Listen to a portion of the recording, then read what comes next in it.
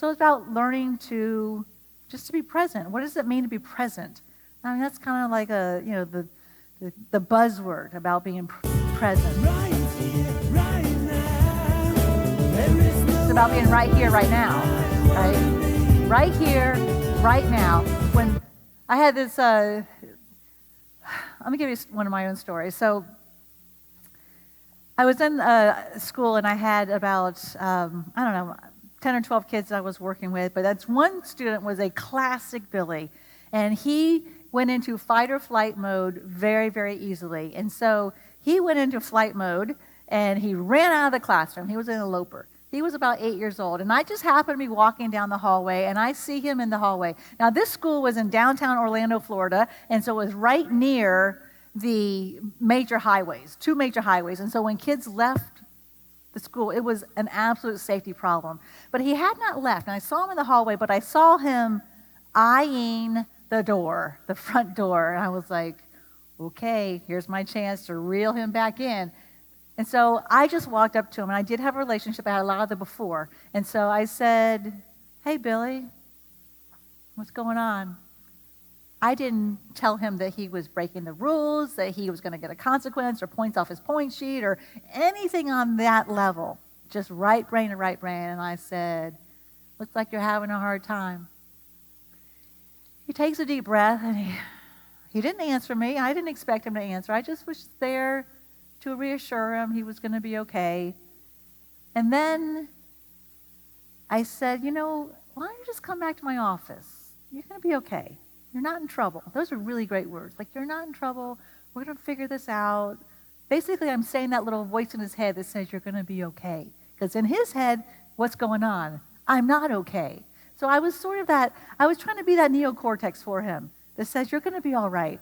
And so he starts to come, and all of a sudden another teacher comes out of the other room, and she looks at Billy, and she goes left brain to right brain, and she says, Billy, you're not allowed to be out of class. Get back to your class right now. Where do you think he went? Oh, back to class. No, he didn't. No, he ran out the front door. So this is why, again, it's so important to have all staff on board with this model to make sure that one person doesn't flip it the other way. So it's really about learning how to be present. When he was right there with me, whoops, I missed my slide there. When he was right there with me, I just had to be present. Now, was I scared of him running out the door? Yes, absolutely, because he has done it before. And he has a history of it, and so there's that patterning. But I couldn't be scared of him running out. I had to be where? I had to be right here with him in this moment, just to connect, just to do all these words that we just had up there. What have we got? Right? I just had to create that sense of security, like I'm right here. I just focused on relationship. I just was basically saying, you are more important than the rules right now. We'll work it out. But the more that you can connect with students in that moment, the more they're going to learn the rules, the more they're going to be able to self-regulate and be able to have that top-down control to learn that, next time he gets upset, maybe he doesn't run out of class. Maybe he has the ability to raise his hand and ask for help. Again, remember, that was one of the things we saw with the children in the little video. They don't know how to ask for help. We have to teach them how to do the things that Andy already knows how to do. So being present was very, very important. And, I'll tell you, that's one of the hardest things to do because you want kids to behave. You want kids to, to follow the rules. If the principal had walked by and I'm just there talking to a kid when they're running out of class, if the principal doesn't understand, that may look like I'm rewarding the student for bad behavior. It's not about rewarding.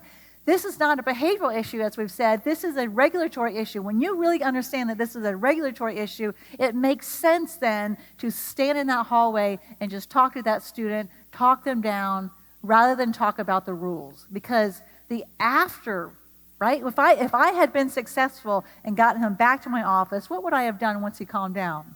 Well, let's talk about how to regulate when you're in the classroom. Let's talk about why it's not okay to elope out of the classroom. Let's talk about the rules. We can do all that after piece once that student is regulated. So the teaching has to happen afterwards. What not to do?